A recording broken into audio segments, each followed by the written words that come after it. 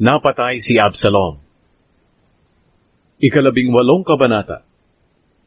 Pinaggrupo-grupo ni David ang mga tauhan niya sa tig-1,000 at tig-100, at pumili siya ng mga pinuno na mamumuno sa kanila.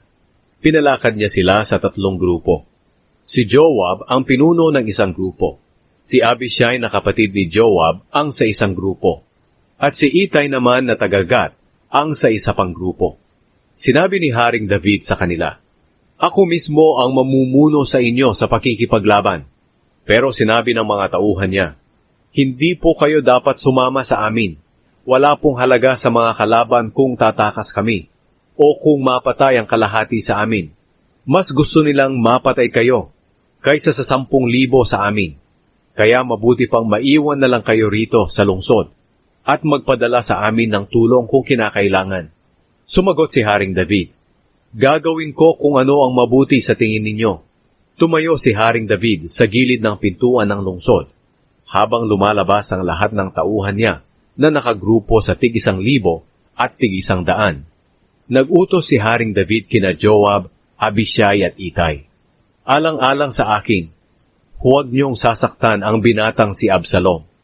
Narinig ng lahat ng grupo ang utos na ito ni David sa mga commander ng mga sundalo niya.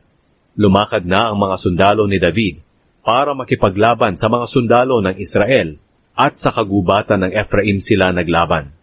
Natalo ng mga sundalo ni David ang mga Israelita. Maraming namatay ng araw na iyon, 20,000 tao.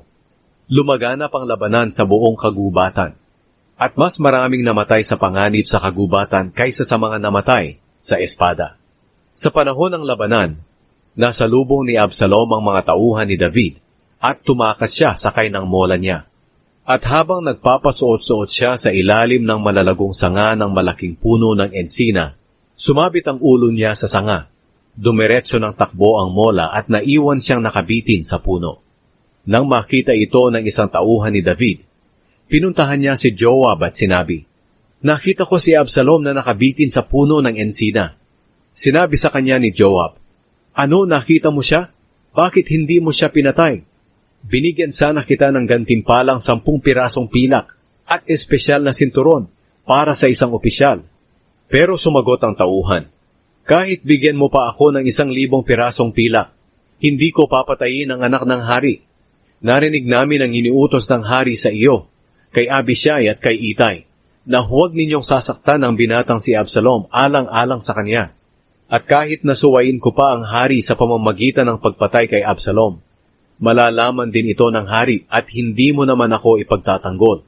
Sinabi ni Joab, "Nagsasayang lang ako ng oras sa iyo." Pagkatapos kumuha siya ng 3 sibat at pinuntahan si Absalom na buhay pang nakasabit sa puno ng ensina. Pagkatapos, sinibat niya sa dibdib si Absalom. Pinalibutan pa ng 10 tagadala ng armas ni Joab si Absalom at tinuluyan siyang patayin. Pinatunog ni Joab ang trompeta para itigil na ang labanan, at upang tumigil na ang mga tauhan niya sa paghabol sa mga sundalo ng Israel. Kinuha nila ang bangkay ni Absalom at inihulog sa malalim na hukay sa kagubatan, at tinabunan ito ng napakaraming malalaking tipak ng bato. Samantala tumakas pa uwi ang lahat ng sundalo ng Israel. Noong buhay pa si Absalom, nagpatayo siya ng monumento para sa sarili niya sa lambak ng hari, dahil wala siyang anak na lalaki na magdadala ng pangalan niya. Tinawag niya itong monumento ni Absalom, at hanggang ngayon, ito pa rin ang tawag dito. Ipinagluksa ni David ang pagkamatay ni Absalom. Sinabi ng anak ni Zadok na si Ahimaaz kay Joab, "Payagan mo akong pumunta kay David para ibalita sa kanya na iniligtas siya ng Panginoon sa mga kalaban niya." Sinabi ni Joab, "Hindi ka magbabalita sa hari sa araw na ito. Pwede sa ibang araw, pero hindi ngayon, dahil namatay ang anak ng hari." Sinabi ni Joab sa isang tao na galing sa Ethiopia, "Puntahan mo si Haring David, at sabihin mo ang nakita mo." Yumukod muna ito kay Joab bago patakbong umalis. Muling sinabi ni Ahimaaz kay Joab, "Kahit ano pa ang mangyari, payagan mo akong sumunod sa taong taga-Ethiopia." Sinabi ni Joab, "Anak, bakit gusto mong gawin ito? Wala ka namang makukuhang gantipala sa pagbabalita mo. Sinabi ni Ahimaaz, kahit anong mangyari, aalis ako. Kaya sinabi ni Joab sa kanya, sige, umalis ka. Kaya tumakbo si Ahimaaz at tinahak ang daan papuntang kapatagan ng Hordan at naunahan pa niya ang taong taga-Ethiopia. Habang nakaupo si David sa pagitan ng pintuan ng unang pader at pintuan ng ikalawang pader ng lungsod, umakyat sa pader ang tagapagbantay ng lungsod at tumayo sa bubong ng pintuan. Habang tumitingin-tingin siya roon, may nakita siyang isang taong tumatakbo. Sumigaw siya kay David na may dumarating na tao. Nang mga panahong iyon ay nasa ilalim ng bubong ang hari. Sinabi ni David, kung mag-isa lang siya, may dala siguro siyang balita.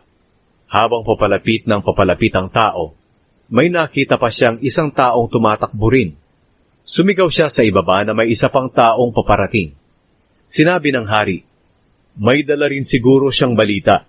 Sinabi ng tagapagbantay, para pong si Ahimaaz na anak ni Zadok ang unang paparating. Sinabi ng hari, mabuti siyang tao. Magandang balita siguro ang dala niya.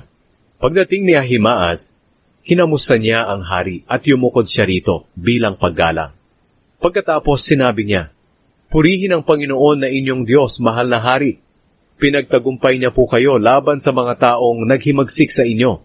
Nagtanong ang hari, kumusta ang binatang si Absalom? Ayos lang ba siya? Sumagot si Ahimaaz, nang ipinatawag ako ni Joab na lingkod niyo, nakita ko pong nagkakagulo ang mga tao pero hindi ko alam kung ano iyon. Sinabi ng hari, diyan ka lang. Kaya tumayo siya sa tabi. Maya-maya pa, dumating ang taong taga-Ethiopia at sinabi, mahal na hari, may maganda po akong balita. Iniligtas po kayo ng Panginoon sa araw na ito sa lahat ng naghimagsik laban sa inyo. Nagtanong sa kanya ang hari, kumusta ang binata kong si Absalom? Hindi ba siya nasaktan? Sumagot ang tao, ang nangyari po sana sa kanya ay mangyari sa lahat ng kalaban niyo, mahal na hari. Nanginig si David. Umakyat siya sa kwarto sa itaas ng pintuan ng lungsod at umiyak. Habang umaakyat siya, sinasabi niya, o Absalom, anak ko, ako na lang sana ang namatay sa halip na ikaw. O Absalom, anak ko, anak ko.